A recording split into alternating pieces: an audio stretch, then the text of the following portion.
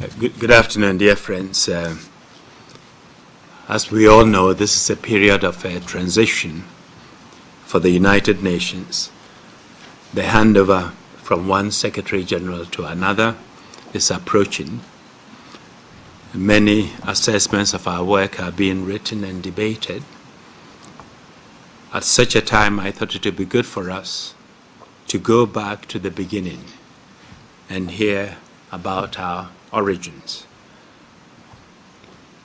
For the circumstances of our birth, whether of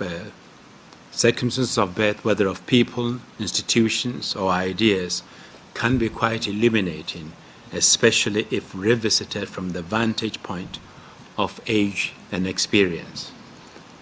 And as you will see, there is far more to the story of our organization's founding than most of us know. Our guest today is Stephen Schlesinger, the author of The Act of Creation, the founding of the United Nations. Stephen is an acclaimed historian and expert in foreign policy. In the 1990s, I'm pleased to say he was one of us, serving as an advisor to Habitat. Today, he runs a World Policy Institute at the New School University here in New York. His book on the United Nations almost didn't see the light of day, not for lack of effort on his part, but because it took 2 years to find a publisher interested in our organization. That is all the more remarkable because this book takes us where no historian has fully gone before. Many books have contained chapters or passages on the San Francisco Conference.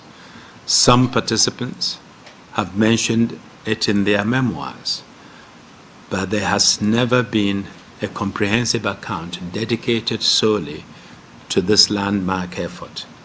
The Act of Creation is that book filling a major gap in giving us the riveting story of our own organization. We learn, for example, of the intrigue and suspicion that permeated the proceedings, an early manifestation of emerging superpower Cold War confrontation. We watch a ballet of venerable diplomats and younger figures seeking to make their mark, and we see how perilously close the conference came to failing. But let me not steal Stephen's thunder. Before giving him the floor, let me make just one more point. His book is the work of a scrupulous, masterful historian, but it is also written with conviction, a firm belief that despite all the flaws and limitations that were evident in San Francisco, even in San Francisco, that the United Nations remains an essential presence in our world and must be preserved and improved. So thank you, Stephen, for that support and for joining us this afternoon. We look forward to hearing about your and our act of creation. So, Stephen, you have the floor. Thank you very much.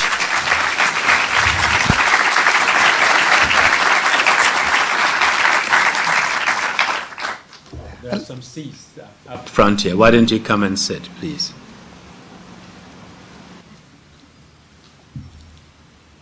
I'd like to thank Secretary General Kofi Annan very much for that extremely kind introduction. I'm very pleased and very honored to be here today. This is really a very nice occasion to talk about where this great organization originally came from. And I will talk today about how the UN Charter came into being at the 1945 conference in San Francisco. It was there, as you may recall, if you've read my book or if you've read books about the UN, that some 50 countries gathered together to draft this landmark document that set up this institution in order to guarantee the peace around the world. It is this subject about which I've written my book, Act of Creation, and frankly at the time I thought I would be relating a very familiar story. But I soon found out, as Mr. Annan has indicated, in the course of my research that there had been no full study of that extraordinary conclave. Somehow, over time, the UN's creation had begun simply to be taken for granted by its membership, indeed by the world. However, as we all know, history is to civilization as memory is to the individual. We really do need to know where we have come from. The more knowledge we have about the UN's origins, the better ability we will have to improve and strengthen the organization for the future. And this was the real impetus behind my own quest to seek out what had happened in San Francisco. Now, in the establishment of any large global body, there are always going to be many framers, many authors, many parents. And this was certainly true of the birthing story of the United Nations. But if there was one single individual and one single state to whom we can attribute much of this singular accomplishment, it was surely to President Franklin Roosevelt and to the United States. That is simply a reality of what happened in 1945, and as a consequence, I will be mainly telling this tale from the American viewpoint. Franklin Roosevelt indeed was the central figure in this drama. Above all, he was the one who drove the idea forward with his signature flair and his iron determination. As many of you may know, he began his career as the Assistant Secretary of Navy under President Woodrow Wilson. And it was there that he became a fervent supporter of Wilson's dream of establishing a League of Nations following the end of the First World War. Wilson's plan really drew on our common geopolitical heritage, starting with the Peace of Westphalia in 1648, after the 30 Years' War, and the Congress in Vienna in 1815, after the Napoleonic Wars, along with the concept developed in the 18th century by the great philosopher Immanuel Kant in his treatise Towards Perpetual Peace. In simplest terms, Wilson proposed a global assembly which would bring together all nations under international law in peaceable relationships. Now, as a mark of his commitment to this league, Franklin Roosevelt delivered hundreds of speeches around the United States in 1919 and 1920 in favor of the League. But he was bitterly disappointed when the League went down to defeat at the hands of the American Senate, meaning that the United States would never join the organization and dealing the League a blow from which it never fully recovered. But Roosevelt had learned very valuable lessons from the League's failure on how to avoid the pitfalls of setting up a similar type of organization in the future. It was in 1939, 7 years after his accession to the presidency, that Roosevelt saw the war clouds gathering in Europe and became convinced that another world war would soon erupt. At that moment, being the quite extraordinary visionary that he was, instead of bearing any hopes of global comedy in despair, he resurrected the idea of a global body. He instructed his State Department to start drafting a UN charter, but to do so in secret, for he feared, even then, rousing the wrath of American isolationists.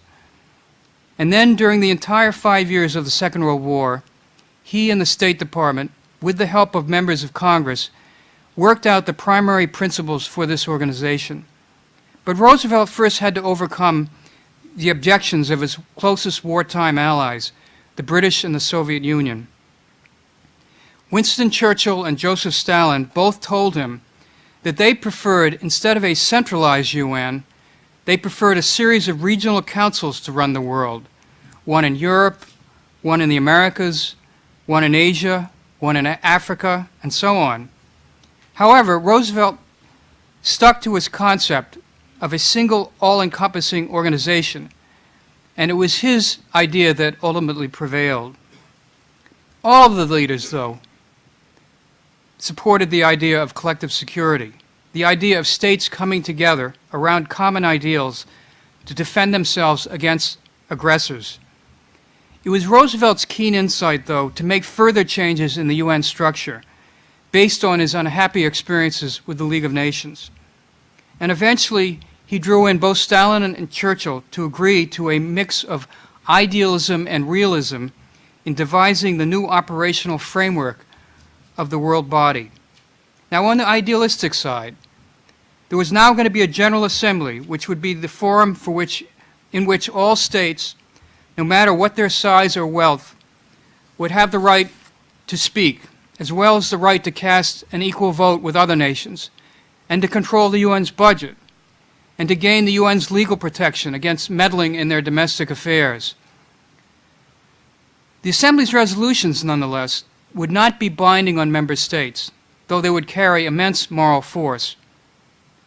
In addition, the new leader of the UN, the Secretary General, would be more than just an invisible clerk, which had been true in the days of the League. The new charter now made him the Chief Administrative Officer and accorded him special authority under Article 99, quote, to bring to the attention of the Security Council any matter which, in his opinion, may threaten the maintenance of peace and security, end quote. This meant, in effect, that the Secretary General could help initiate debate and, when necessary, propose courses of action, neither of which powers the League had ever granted its own administrative officer. Still, when the UN first began, curiously enough, the majority of outside observers thought the most powerful position at the UN would always be the presidency of the General Assembly. And indeed, the UN's first Secretary General, Trygve Lie, unsuccessfully sought that post initially, but having lost it, settled reluctantly for what he saw as the lesser job of Secretary General.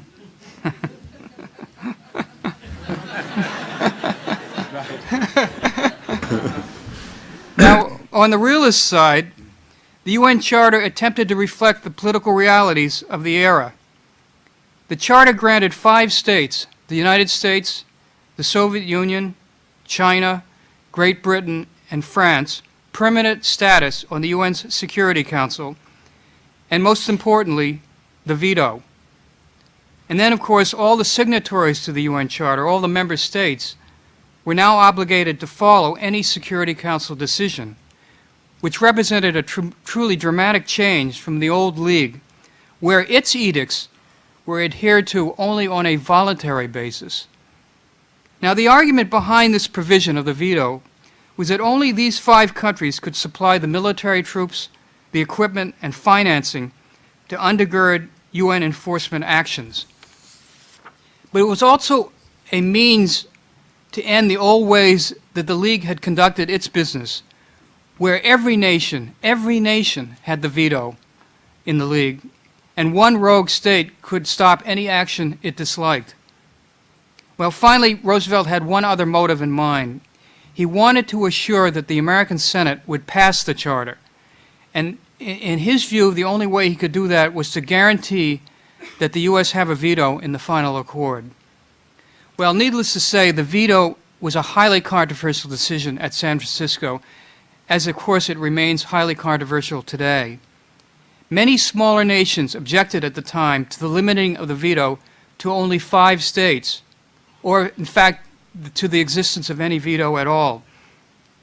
However, in the end, both the United States and the Soviet Union made crystal clear that they would walk out of the conference and leave the UN if they did not get the veto. Given their collective fierce obstinacy, the smaller states dropped their objections and eventually accepted the deal, believing that it was better to have an organization with the Big 5 inside, even possessing the veto power, than to have them outside with no involvement in the UN at all. And at the very least, the big powers, by being within the UN, could at times be subject to the moral dictates of the organization. Roosevelt made 3 other consequential decisions at the time of the conference, which enabled it to be successful. First, he won Stalin's agreement to hold the meeting while the Second World War was going on. Now, why was that important? Roosevelt calculated that as long as the struggle in the wartime was continuing, all of the representatives coming to San Francisco would take their work more seriously. But the moment the war ended, most would return to their lands to start the reconstruction of their societies, their governments, and their economies, and basically let the UN slide away. So the wartime period for the conference was actually a very deliberate act on the part of Franklin Roosevelt. Second, Roosevelt made certain that the gathering focused only on signing a charter, not on a peace treaty. One of the League's principal weaknesses had been that at the Versailles Peace Conference, its very presence got entangled in geopolitical arguments over territorial boundaries and ethnic disputes, because, of course, the Versailles Conference did deal with peace and the peace treaty. And this entanglement proved fatal for the League in the end. Finally, for the consumption of his own public, Roosevelt insisted that the American delegation going to San Francisco be bipartisan, an equal number of Republicans and Democrats. Wilson had, for his part, filled his delegation mainly with Democrats, so that when the League of Nations Treaty came back to the U.S. Senate, the Republican Party felt it had no investment in its passage. Roosevelt thus enlisted, for the purposes of San Francisco, such well-known Republicans as John Foster Dulles, the man who was later Secretary of State under Dwight Eisenhower, Nelson Rockefeller, later Vice President of this country, Harold Stetson, a governor of Minnesota, and Senator Arthur Vandenberg from Michigan. Their participation gave the Republicans a huge reason to enact the final San Francisco Treaty. Lastly, Roosevelt poured an immense amount of U.S. resources into hosting the gathering in San Francisco. He flew delegations from war-torn nations around the globe that had no available transportation in U.S. military planes to California. He brought in Broadway theatrical craftsmen to design the glittering settings for the conference. He had draftsmen produce the logo and emblem for the UN flag and for its offices. The emblem, you know, of the round emblem with the flattened scope of the Earth. Yeah. It's on the piano. It's on the piano. Was in fact developed by these draftsmen out in San Francisco, with the garlands surrounding the Earth. The U.S. provided hotel rooms, escort personnel, food supplies, daily newspapers, even a library for the delegates. And in the days just before the UN meeting began, Roosevelt himself began to confide in his closest associates that he hoped to be the first UN Secretary General. So deeply was his heart set on its creation. It was in his mind to be his greatest legacy and America's most important gift to the world, but it was his final act. For then, 13 days before the conference opened, Franklin Roosevelt died, and America and the world faced a crossroads. There was now a new leader in the White House, an enigmatic and still unknown politician named Harry Truman. He was a former senator who had never attended college, had been abroad once in his life when he had fought in the First World War, and otherwise had had no serious involvement in international affairs. But this unusual man had carried neatly folded up in his pocket, since his youth, a poem by Alfred Lord Tennyson entitled Locksley Hall, which extolled the notion of achieving global peace through, quote, the Parliament of Man, the Federation of the World, end quote. Truman indeed turned out to be one of the great internationalist presidents this country has ever known. His very first decision as president was to instruct that the conference go forward. Later, he wrote proudly in his memoirs of his joy in giving that official order. In retrospect, it would have seemed, of course, an entirely logical thing to do. But Truman, at that time, really had a choice. He could well have said, at that moment, that the U.S. was not going to participate in a global body. Instead, as the most powerful country on the planet in 1945, Truman could well have decided to go down the route of supporting the so-called coalitions of the willing, a concept which today Washington is famously enamored of. But he believed that the world needed a permanent institution to guarantee the peace. Coalitions, in his view, might vanish or break up at any time, while the UN would stay on as a solid pillar of peace in stormy weather and in bright sunshine, in good days and in bad days. Once the conference began, Truman kept in touch with his delegation on a daily basis, and there was a need to do so, for the meeting almost collapsed at least a half-dozen times in internal disputes, any of which could have proven to be the death knell for the organization. I go into greater detail in my book about these showdowns, but let me just discuss a few of them briefly. There were, first, confrontations about the admissions of certain states. Only states that had declared war against the Axis powers were originally to be admitted to the San Francisco Conference. But the Western nations had opposed Poland's admission on the grounds it was a crypto-communist state. The Soviets had raised havoc over Argentina's admission on the grounds it was a crypto-Nazi country.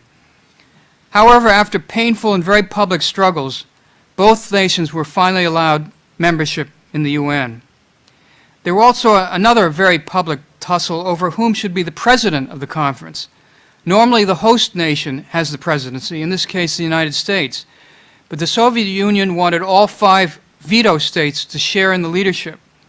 Again, a compromise was reached. Eventually, all 5 agreed to rotate the presidency. There were, of course, also, as I mentioned earlier, the angry fights over the veto between the big states and the smaller ones. But even among the veto nations themselves, there was a dispute about how broad the veto should be. The Soviets desired an absolute veto that would have blocked any discussion of even a crisis in the Security Council, while the West insisted on a more limited version of the veto that would not apply to that sort of discussion. Eventually, it took Truman sending Harry Hopkins to Moscow for a showdown meeting with Stalin to come to an agreement whereby the Soviets backed down on their position and the more limited veto came into being. There were questions also about whether regional organizations should be part of the UN. The Latin countries demanded recognition for their regional body, the body which later became the Organization of American States. They even threatened to leave the meeting if they could not get their way. Their threat was so acute, so alarming, that the UN quickly took action and immediately agreed to adopt Article 51, which today permits regional bodies to be part of the organization. And finally, there was a great face-off over the powers of the General Assembly, what kind of powers they should have in international crises. Now, a compromise in the final days of the San Francisco meeting was reached, finally granting to the Assembly more leeway to be involved in pronouncing on global conflicts. A lot of these issues that I've discussed, you will hear echoes today because many of them have never been fully resolved. Many of them are still subject to revisiting by the membership of this organization. On the final day of the conference, President Harry Truman delivered an impassioned speech, really one for the ages. If you have a chance to read this speech, it is a quite extraordinary address. I'm just going to read one short excerpt from his address as follows. Truman said, quote, "The successful use of this instrument will require the united will and firm determination of the free peoples who have created it. The job will tax the moral strength and fiber of all of us. We all have to recognize, no matter how great our strength, that we must deny ourselves the license to do always as we please. No one nation, no regional group can or should expect any special privilege which harms any other nation. If any nation would keep security for itself, it must be ready and willing to share security with all. That is the price which each nation will have to pay for world peace. Unless we are willing to pay that price, no organization for world peace can accomplish its purpose. And what a reasonable price that is," end quote. In the end, why did San Francisco succeed? I believe that in a sense there was no other choice. The mindset of the delegates in California in the spring of 1945 was almost self-evident. The planet had just endured the 2 worst catastrophes ever to afflict the Earth. The First World War, where some 30 million people died, and a Second World War where approximately 60 million people lost their lives. the delegates in San Francisco were simply not willing to accept the possibility of a third cataclysm. And this was even before they knew about the existence of the atomic bomb, which was not dropped until a few months later. So the delegates were single-minded about constructing a viable global institution that could head off further bloodshed and fundamentally save the human species from extinction. And so they signed the charter. And in the United States, just a month later, just 1 month later, the U.S. Senate passed the treaty by the extraordinary margin of 89-2. I'd like to see this treaty passed by that margin today. Now, could this organization be recreated today? I happen not to think so. I simply do not believe that the peoples of this globe, now consisting of 192 states, could ever come to a common agreement again on principles for a body of this sort. This planet really took advantage of one astonishing moment in history, a wondrous coming together of unique circumstances to come up with this assembly. A millisecond later, a millisecond earlier, and the UN would never have happened. And so today it remains the only body of this sort that we have in our world. To paraphrase Winston Churchill's famous comment about democracy, it is the worst of all systems except for all the others. And it is now up to us to preserve this institution for as long as humankind will endure. Thank you.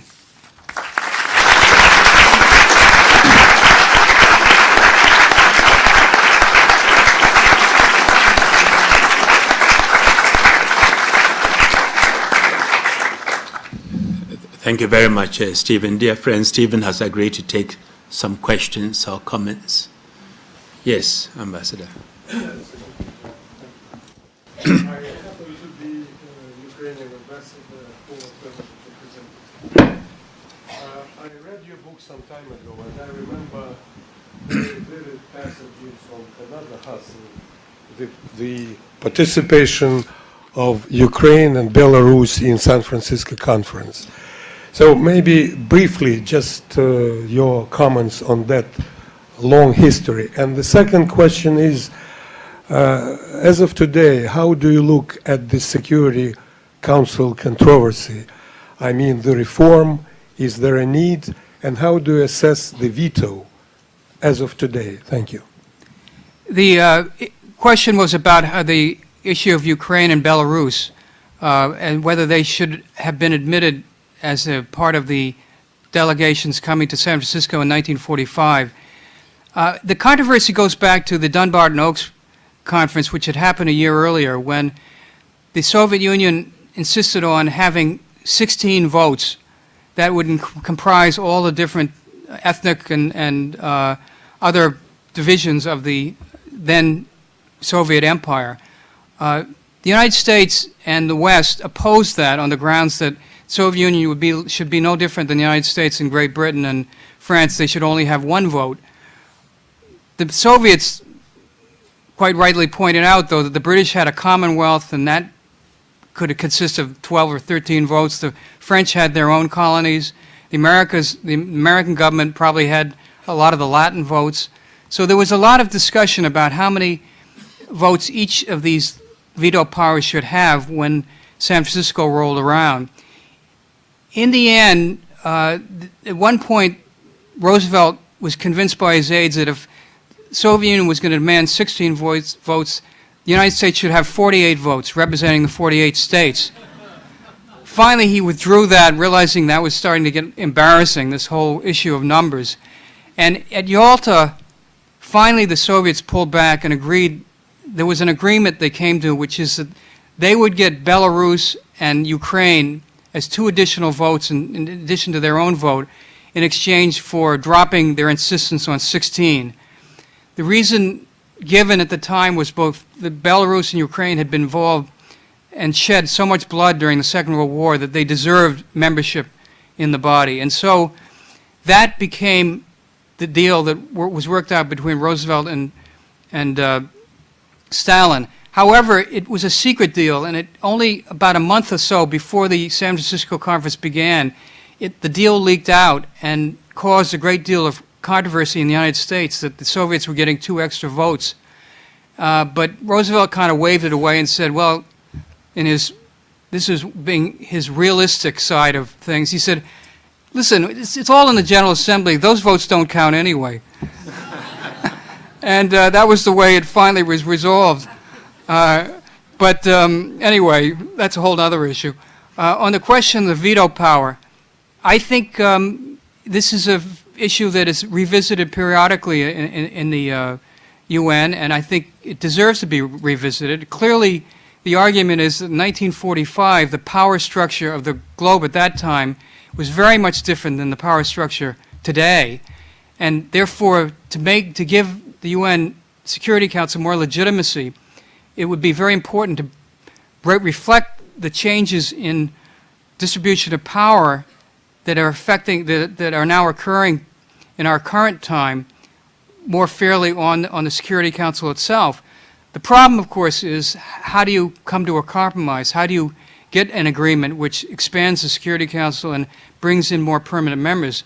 And I can see from what happened in the reform movement last year that it's a very difficult issue which is going to take a long time to resolve, but I don't think it's going to be dropped. I think this is one of these issues that's going to be very recurrent and very much in the mindset of most of the delegates in the UN, and may eventually put enough pressure on the 5 veto countries currently on the Security Council to finally create the conditions for change. Yes, the gentleman at the end. Thank you, Secretary General. I wanted to know how China came on board as a veto power, because China was not a great power by 1945, but it was a potential power. But how did they come? The question is, how did China come into being one of the 5 veto powers, considered the 5 big powers? That's a very interesting question, because the same argument, he makes the point that China was pretty much of a war-torn nation at that time. A civil war was raging in the mainland. The same thing could have been said about France, which was also just recovering from the destruction of the Second World War. Each had a mentor that wanted to bring it on. In the case of China, Roosevelt wanted to have China on the Security Council because it had the largest population in the world. He wanted to have an Asian representative on the Security Council. And he figured that over the long run, China would redeem itself and become a great power. On the issue of France, Great Britain, Churchill wanted France on the Security Council because he felt that he wanted to have more of a European representation in a way of counteracting the Soviet presence. And so France became the other power that really didn't fit the profile of a great power at that time that was led on to the Security Council. However, France and China were latecomers to the banquet because really it was Soviet Union, the United States, and Great Britain that were making all the decisions that were leading up to the UN. It's those 3 countries that were fundamentally driving the whole business of what was going to happen in San Francisco. Yes, the lady at the back. Thank you, Mr. Secretary General, for bringing Mr. Schlesinger and making this lecture possible. What do you see in the future? What do I see in the future about the UN? Yes. You know, as the Secretary General well knows, and I've certainly seen it in my studies, the rumors of the UN's demise are highly exaggerated. I can't tell you how many times I've been told that the UN is irrelevant, it's not going to make any difference, that might as well pack up everybody's bags and go home. And then a crisis comes along, and where does everybody go? They go to the UN. I look at what happened in Lebanon. You know, there was no way of getting out of that crisis. Lebanon and Israel would have continued that war with no side winning, and there would have been no way of breaking the vicious cycle of warfare had it not been for this organization and for Kofi Annan. And the fact is that there will be lull times when this organization does seem to be very quiescent, doesn't seem to be doing great things, and that's because there are no direct threats to the world community that have to be resolved. Doesn't mean that many of the other agencies of the UN are not doing their work and feeding the hungry and trying to eliminate disease.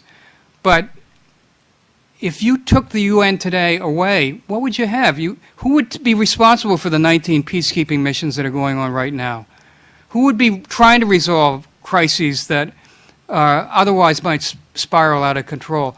There is no other organization that plays this very distinct and unique role.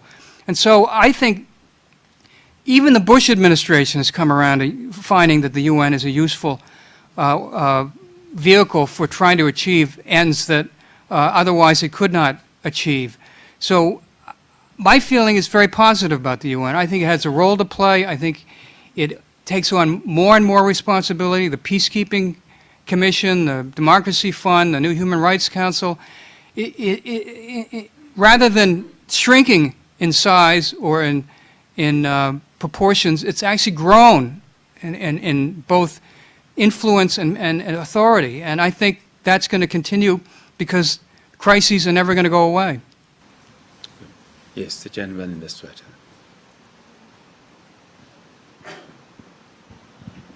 Thanks again to the Secretary General, and I hope that this is not the last time we have another academic event before you depart, obviously. Professor Schlesinger, my question regards the depiction of the media in your book as opposed to the media today. What are your thoughts on that? Because I remember that you were talking about the sense of euphoria with the media back then. And also, do you see individuals within the current government in the US that have the same potential, such as individuals you mentioned in the book, like Leo Polvosky or Rolf Bunch or Vandenberg, Rockefeller, etc.? Well, I think the UN remains, the question is about the UN's role with the media being quite enthusiastic back in 1945, and the U.S. attitude towards the UN today, whether there are any enthusiasts in the American society for this organization in our current time. It is true that the media got swept up, as everybody did at that time, in the enthusiasm for the UN, which is, in a sense, reflective of a very legitimate sentiment of that time, the desire that warfare could not be allowed to continue. There had to be some kind of body that would short-circuit crises before they spun out of control. I think the media today, it depends, of course, which media you're talking about, but does not always report accurately about how this organization operates. We do have some very distinguished journalists who do cover the UN for much of the media around the world. I happen to think that the representation of my own country in terms of coverage is not as great and is not as sophisticated as I would like. Too often, what happens in my own country is that the bad instances of where the UN is failing or the UN does not happen to be able to handle a particular crisis becomes the headline, as opposed to those times when the UN actually produces a legitimate solution. Even with the issue of the settlement of the Lebanon-Israel ceasefire, the credit really should have been given, in my view, far greater coverage to the United Nations.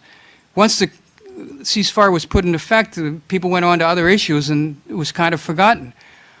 So I would fault my own media for not doing as great a job as they could, although there are certainly individuals who I could single out who have done played a very valuable role in conveying the way this organization actually operates. As for the UN and whether there are American enthusiasts, yes, there are. There are a lot of American enthusiasts. There's represented by the UN Association of the United States, represented by individuals in Congress. Despite what you read about Congress, there are a lot of Democrats and Republicans who are very supportive of this organization. The problem is that many of them fear to go public with it because they think it's not going to get them any votes. The UN, despite the fact that it has a 60 to 70% favorable rating among Americans, does not seem to convey with the same esprit the sense that it's a vote-gathering vehicle for people running for election. I find that a little problematical and not understandable, but that apparently is the mindset of most people running for office these days. They'd rather run against the UN rather than for it. And I always find that so ironic, since when you look back, it was this American government which created this organization. My feeling is Americans should be proud of it. It was one of the great things we ever did for this wonderful and also very conflicted world. And we should be honored to be part of it and feel that it actually enhances our national security interests rather than diminishes them. So, yes, there are enthusiasts. They're not getting the voice or play that they should, but someday I feel that their voices will start being far more reflective of the general sentiment in this country in favor of the organization. Lady at the back.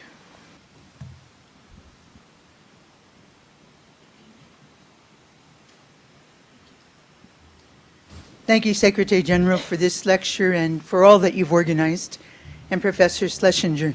I read with great interest your book when I began my work here as an NGO representative, more so because I'm a daughter of San Francisco, and I learned that the first Russian and English edition of the Charter were printed on my grandfather's printing press. So it's been part of the lore of my family for a long time.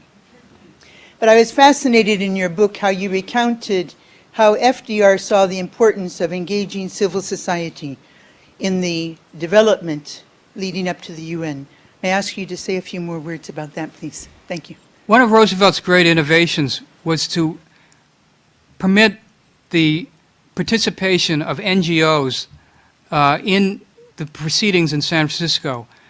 He realized that if he was going to win the support of the broad cross-section of the American people for this treaty. Remember, 25 years earlier, the League of Nations Treaty had been defeated by the U.S. Senate. So he was very conscious of spreading as much attention to as many different constituencies in the United States in order to get that groundswell of support to make sure that the Senate would ratify the UN treaty. So in order to do that, he allowed about 42 NGOs to come out to San Francisco and be official parts, be official representatives in the actual deliberations that went on with the U.S. mission. And in fact, the U.S. mission did meet almost on a daily basis with the leaders of these different organizations. And as a result of that, and also there were other countries brought along NGOs. The United States was not the only one to do this. But as a result of the participation of the NGOs in San Francisco, it became enshrined in an article in the UN Charter that allows UN NGOs to participate in the work of ECOSOC, and that has been a very much of an established pattern ever since. And I know under the Secretary General Kofi Annan, this has been broadened even more to business and to lots of different other constituencies which have not had prior representation in the organization. It can only strengthen the UN to have as many different routes and participants to make this body legitimate in the eyes of the world. So this was a very important part of what happened in San Francisco. Thank you. Yes. You spoke of the sponsorship of France and China. Roosevelt also sponsored another country, Brazil. Why did you have to relent on that eventually? Yes, this is true. During the deliberations about who should be on who should be the members of the permanent 5 at that time, there was a thought at one time there'd be a permanent 6, and that would have been Brazil. And Roosevelt was pushing this very hard because he felt there should be some representation for Latin America. But in the end, he became convinced by his advisors and by the reaction of the other leaders of the Big 5 that Brazil did not constitute what he regarded as a world power at that time, and that despite the fact that Brazil had actually fought in the Second World War, it did not rise to the level of great power age, whatever that really is defined as, since clearly France and China didn't exactly fit the profile either. So Brazil, unfortunately, bit the dust and never made the final five. Thank you. Yes. Thank you, Mr. Secretary General, for the chance to ask a question, and I'm sure you know what I'm going to ask about. Now, world wars, Lebanon, are problems started by man that can be ended by man. But some problems are started by man but are taken out from his hands. And I mean things like global warming, certain genetic changes, new microbes and things like that. Do you see the possibility for this world body actually to become more than an alliance of nations and actually become a superstructure that can actually try to tell us what to do in order to save ourselves from ourselves?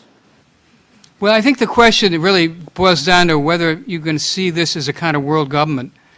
I don't see it right now. In fact, I don't see it for quite a long time, because I think that the nations who are member states of the United Nations are very jealous of their prerogatives as individual states and do not want to give up the notion that there should be some supranational, international body that would dictate how they operate as countries. However, we have seen the first fledgling type organizations that are doing that very same thing, except on a regional basis. European Union is a good example, or the African Union, or the Organization for American States, all attempts to provide sort of rules and regulations on how those countries operate within their regional framework. So yes, there is certainly precedent for that developing on an international stage. And certainly right now the United Nations does have a relationship with the parliaments of the world. I think they meet 2 or 3 weeks before every conference in the fall, before the General Assembly meets. So there is a kind of interaction that goes on all the time in that sense. But I don't think that it will ever reach, at least while I'm alive, the point where you're going to have elected representatives to a world body representing, in effect, a world government. And in any case, in order to make that change, you would have to get the agreement of the 5 veto states, because they, as you know, under the Charter, they can block any amendment to the Charter that occurs. And I sort of think they like things the way it is right now. So I don't see them really jumping to this idea very, very enthusiastically. Good. Let me see. Okay.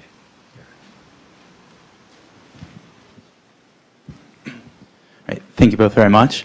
My question is actually, when you were talking about with the improvement upon the League of Nations from the role of the leader as sort of the powerless clerk, and how with the United Nations, how we've gone so far to improve that. And I think the Secretary General has done an extremely commendable job in further expanding that role. And my question for you is exactly what sort of things at the beginning of the foundation of the organization were done explicitly to improve, expand the role, and then also if you could point to sort of predecessors of the Secretary General that further expanded and did move things in that direction to give the Secretary General more power. Well, the question is about how the Secretary General's power, written into the original charter, but not really sort of fully formed, gradually developed over the years. There was one final famous occasion when Trygve Lie, then Secretary General, wanted to bring an issue to the attention of the Security Council, and the Security Council tried to turn on him and prevent him from doing so, and he insisted that he be allowed to do so, and finally whatever the members who didn't want him there sort of backed down. That kind of constituted a real shift in power in terms of where the Secretary General role would be, because until then, it was not still very clear how much real authority a Secretary General would have. People were still remembering what had happened under the League auspices. And then over the years, it became clear that as these crises evolved, you couldn't, particularly if there was two countries, one on one side of the dispute and one on the other, you had to have a kind of neutral arbiter, somebody who had good offices that could offer a place to work out some sort of settlement. And it became increasingly clear that the Secretary General was the person to whom people could turn, particularly when you had the old Cold War period between communists on one side and the democracies on the other. So the role grew greater, and over the years, as these crises ebbed and flowed, the Secretary General's role, I think it would be fair to say, ebbed and flowed with him, but his ability to offer the good offices of the Secretariat only were augmented as the decades passed. I'm sure that the Secretary General could talk more fluently and eloquently about this than myself, but I think that's sort of pretty much the way it developed. You have to keep pushing the envelope sometimes. Yes. Yes. Would you briefly comment on the advantage or disadvantage of having Asian or Korean Secretary General for this work organization? The question is the advantages or disadvantages of having a South Korean as a new Secretary General. Well, I can think of one immense advantage right now, which is that the North Koreans have just exploded an atomic bomb, and clearly somebody who has knowledge of the North Koreans comes in with a special expertise that would be very useful in dealing with this crisis as it unfolds. But it did also seem legitimate that an Asian should be the next Secretary General. I mean, there's been a kind of informal arrangement or agreement among the membership of this body that there be a rotation of the Secretary General between geographical regions. And Asia did have the next slot on that rotation. So from that point of view, it also is a good thing that the South Korean got the position. And more importantly, that South Korea was not vetoed by any of the 5 veto countries, because if you're vetoed, you got no business being on the Security Council as Secretary General at all. You have to have support of those 5 countries if you want to be an effective leader of this organization. Take a couple of to the back, all the way.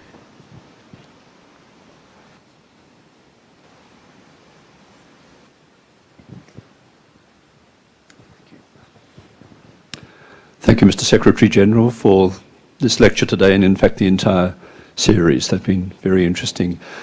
Professor, given that this might be called a child of President Roosevelt is nearing the prime of its middle age, if 60 is the new 50,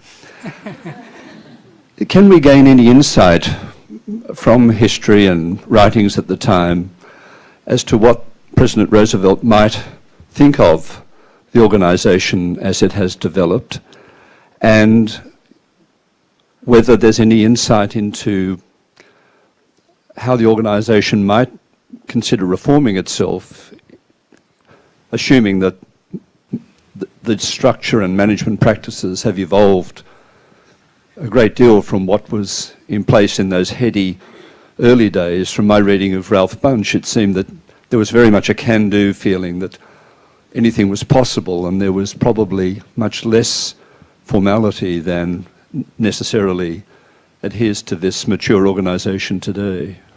Thank you. Okay, the question about whether Franklin Roosevelt, what he would think about the UN today. I think Franklin Roosevelt would be applauding what's happening in the UN today. I think he would have looked at the Secretary General's reform package of last year as very much in the tradition and in the great historical tradition of what the UN is all about, because he would have seen that package of reforms as necessary to make the organization relevant and contemporary for what is going on in a very conflicted world we face today. He would have been very pleased, I think, for the setting up of the Peacekeeping Commission, of the Democracy Fund, of the Human Rights Council. All of those were tokens of what he regarded were crucial to the give full meaning to the UN Charter. I think he would have been quite discouraged, frankly, by the attitude of the current administration in Washington towards the UN, a kind of mix of indifference and involvement, and then more indifference and more involvement, and then more indifference. I think he would have felt that America's destiny lay with working with this organization, and that sustained involvement would be not only helpful to the UN, but also to the national goals of this country. And I think finally, he would have been very supportive of the 10-year term of Kofi Annan. I think he would have felt Kofi Annan very much fit the profile of what he regarded as the single most important qualification for being a Secretary General. That is to be a moral leader. And I think that he would have been very pleased with Mr. Annan. Thank you. Thank you. Thank you very much. Good. Thank you. One last question and then we break. Okay, we take two. One there and one there. We take both of them together. Thank you, Mr. Secretary General. I'm grateful to you for this series of lectures, and I'm happy to see you, and I hope I will meet you before you leave.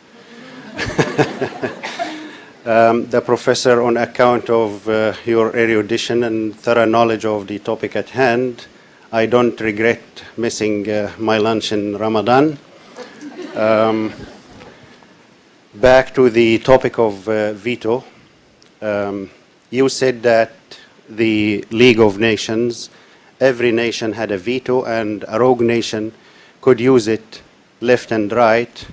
In addition to what you have just mentioned about reform of the veto system, I wonder whether you have specific ideas to curb the excessive use of veto, because right now there is no limit to use the veto. Any nation can use, any of the fives can use the veto roguely enough to disrupt and corrupt any process or any decision. We have all nations enjoying the veto power in the Fifth Committee. Do you have specific ideas to lure those 5 members to budge a little bit, especially when we have the rules of procedure still provisional in the Council after the lapse of 61 years? Thank you. And then we take the last one. One more question then that will be the last one.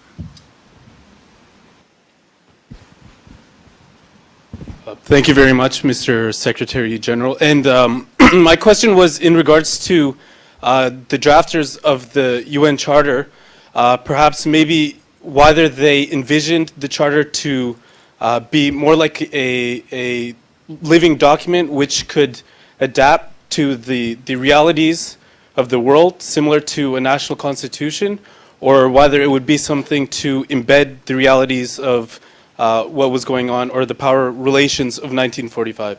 Thank you. On the first question, the indiscriminate use of the veto by the 5 powers,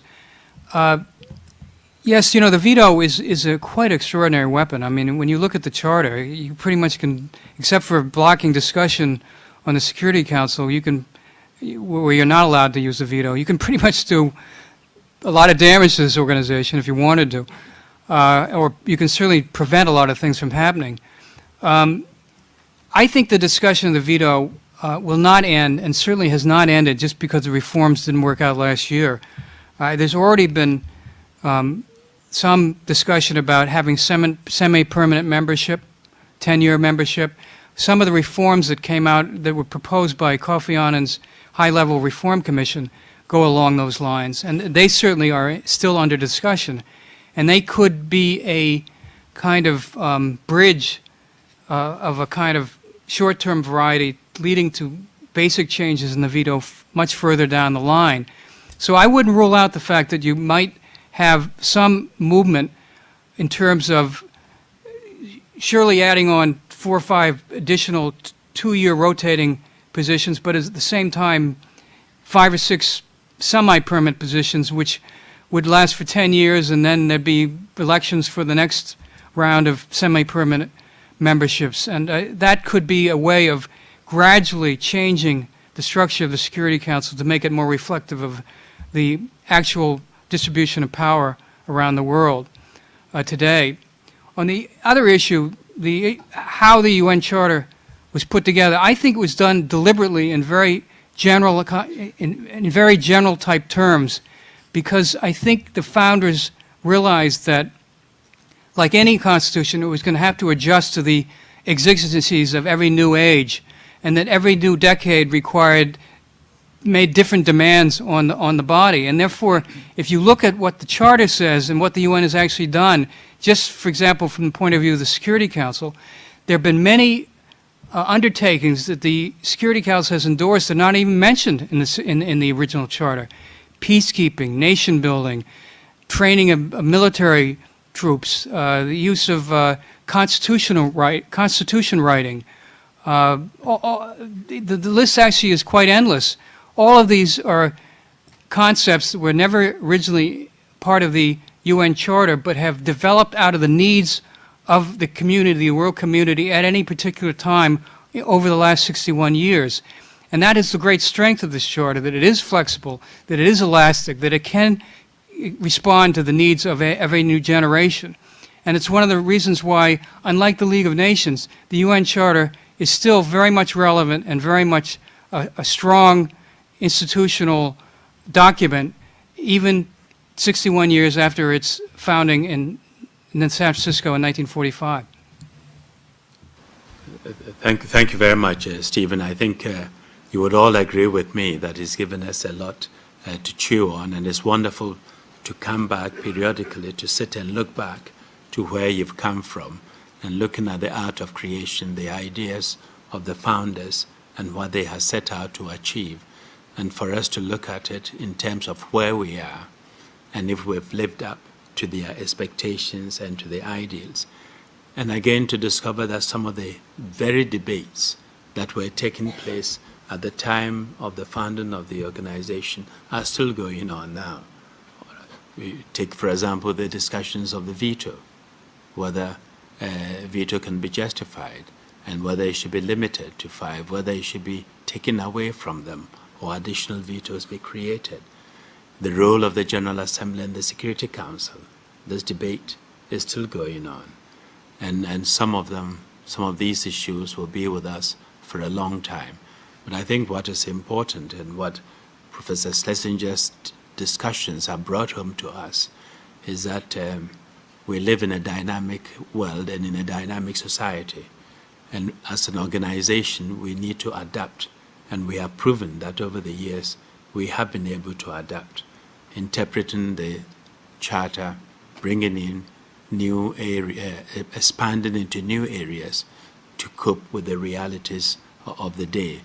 And as we move forward as an organization, this challenge is going to be even greater, because we are going to be facing a whole slew of challenges which our founders could not have anticipated, and yet we have to deal with it.